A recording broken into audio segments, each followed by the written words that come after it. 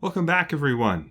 And if you're a first-time viewer, welcome to Quest Marker. This is where we talk about games and writing, stuff that's off the beaten track a bit, and just give some hot takes and reviews of some video games.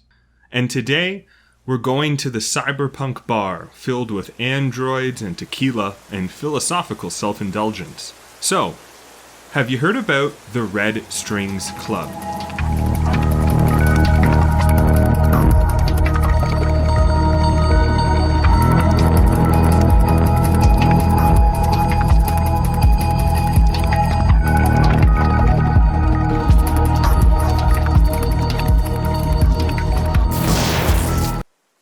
It's difficult to evaluate games that are largely focused on a narrative component. Writing is subjective, after all, and often writing-heavy games have totally whack mechanics. I mean, no one is going to remember or praise the QuickTime events of Season 1 of Telltale's The Walking Dead, but you're sure going to remember the central relationship of Lee and Clementine. And I should preface now, before we get further into this review, that I'm not super big into sci-fi. And the Red Strings Club is very much a cyberpunk Deus Ex Blade Runner kind of game. I mean, I love Blade Runner and Blade Runner 2049 as much as the next guy, but I'm not going to be the person that goes out and reads every new cyberpunk novel or raves to the end of the earth about Deus Ex or something.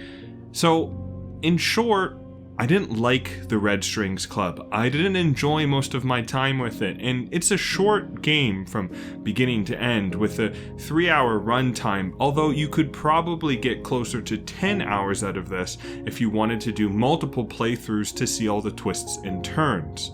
And while there were moments in this game where the writing did shine through and it made me pause and think, and kind of there were some few cool moments, this game on many fronts is seeped with problems. Now, if you're a big fan of everything cyberpunk and you love everything to do with the philosophies of epistemology and ontology and fate and predetermination and culture and society and identity, stop right now.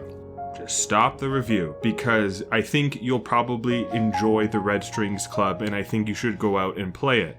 But if you're one of those folks that's a little on the fence or didn't know what I was just talking about, then saddle up as we delve into the Red Strings Club. Before we get into the writing of the game, which is the biggest component, we do have to give proper attention to the actual gameplay, which is unique to the 3 acts of the title. And the first act, we have to do this pottery simulation, where we're trying to create implant modules made out of purple goo. The second act, we're going to have to do some superpower bartending with some awkward mechanics. And the third act, we get to use the number pad on our keyboard. I thought the pottery goo was gimmicky and frustrating. Was it wholly necessary? I don't think so. There's all these different shape of tools you could use, but I only ended up using the same one because it was just too weird. Was it fun? I don't know. I wasn't having any. Did it convey something to do with the story? I don't know. Pottery? Honestly, the whole thing could have been a QuickTime event and nothing would have changed. And heck, maybe I would have been less frustrated with it, less meh about it. The bartending in the second act, which I think is what kind of sells the whole game, the fact that you're playing some weird bartender in a cyberpunk android-filled world, has a cool premise and a cool intent, but I found it clunky and unwieldy. Yeah, it was serviceable at best, and it wasn't necessarily because of the mechanics itself, but how it was implemented with the dialogue and the story of the game. You often mix drinks kind of midway through conversations or interrogations, and I sometimes thought that this broke up the pacing of dialogue and made it kind of less about the player's intuition and more about, oh, I want this guy to be empathetic, I gotta mix a absinthe moonshine drink so he becomes empathetic when I ask him this question. I don't know. I think maybe that was just me. And then in the third act, when we use our number pad on our keyboard as a landline, yeah, that was cool. No complaints there. It felt kind of fun. It was certainly the most enjoyable for me out of the 3. The pixelated art and design of the game is presentable. Some of the flourishes on the animations, like the puff of purple smoke when a cigar was lit, that was cool, that was neat.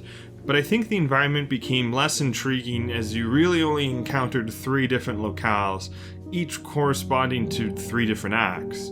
The bar that you tended to looked less like a bar and more like a therapist's office with drinks. I don't know. There's all these one-on-one sessions. Or maybe that was the point. The game's music and sound was passable. There were broody synths, dark tones and effects to match the moody near-future atmosphere. There wasn't anything particularly novel, but it was decent. However, sometimes I found that the music started to get a little repetitive.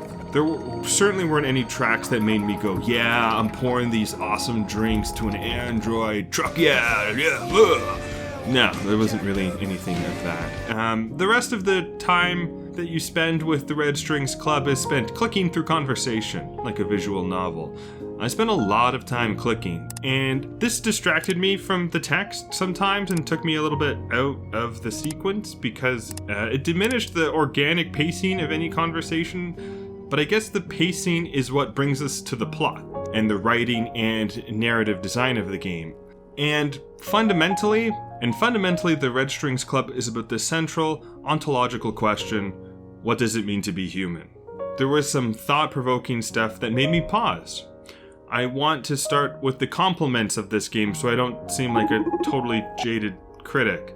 But when an android asks you about halfway through the game, should I stop people from committing suicide? That was a moment for me. That will probably be the moment for me. There's a lot to unpack in that question. But let's dial it back a bit. What's Red Strings Club all about? It's about two guys. Brandeis, and Donovan. The former is a hacker that's been working with a rebel/terrorist organization called Proxima to dismantle all of those big bad corporations that are everywhere in the cyberpunk genre. Donovan, though, is the more interesting, and we spend the most time with Donovan. He's an anti-technology bartender who somehow makes really good drinks with a mystical power of influencing people's emotions. But the central plot of the story is revealed to be that one of these big bad corporations called Supercontinental Limited is unveiling new technology that can enable the mass control of society's emotions. You can quickly see how some folks wouldn't like this. So, Donovan and Brandeis, team up to stop Supercontinental to make society good and independent and free thinking and shit. And so my gripe with the Red Strings Club is that it's not really a character-driven game, or really even a plot-driven game, or a society-driven game, but it's really a game that solely advances and tackles the idea of that question, what does it mean to be human? I didn't really have a chance to relate with any of the main characters because, frankly, we didn't really get to know a lot about them, and their motivation begins and ends with an answer to that question. Some evil corporation wants to define what humanness is, and our main dudes don't want anyone to define what humanness is. Maybe there was some nuance to that, I don't know, but the story wasn't necessarily about digging deeper into that question, because, spoilers, you're playing the anti-tech barkeep, who of course believes human emotions should not be controlled. And so, going a little deeper, without trying to get into spoiler territory too much, I don't think the writing of the Red Strings Club was particularly layered or nuanced to me, overall. Some of the stuff was a little too on the sleeve. Like blatantly asking, are women oppressed? Or talking about how everyone spends too much time looking at their devices or going to McDonald's. It was eye-roll inducing, not because these aren't important topics or questions, but because you're being told to think about this stuff and being told it's important. I think the importance of any sort of medium is to make you come to these questions and to ask these questions, not to be told that these things are important. Telling sometimes crosses the line between cleverness and intelligence to lecturing the gamer. And there's also some weird stuff that's more eye-roll inducing that totally presents the game not as something cyberpunk, but as something totally modern in 2019. Like there's a joke about Steam. Is it really going to exist in this new world where you can give yourself neurological implants that increase your sex appeal and give you telekinesis? Like, I don't freaking know, but oh boy, clearly the devs of this game thinks it's important enough to mention as some kind of fan servicey hardy har har har har PC Master Race inside joke at that moment. The Red Strings Club overall, if we took it as a complete package, isn't clever, but I get the impression that it's trying to be. Or it's trying to appear philosophical and deep, but because it's telling you, this is philosophical, this is deep shit. There are moments of good writing, make no mistake. That question about how if we had the power to prevent suicides, should we do it? I don't know. I feel like that hits at something that's a little more cyberpunk Blade Runner-y.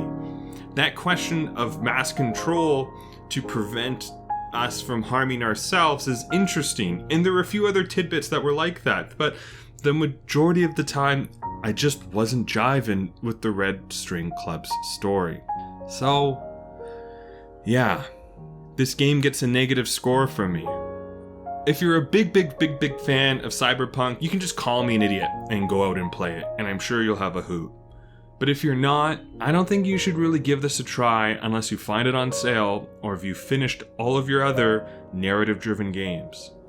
Or maybe if you just really want to be a Cyberpunk bartender. I don't know. Because as this game should have been asking, what do we all really know anyways?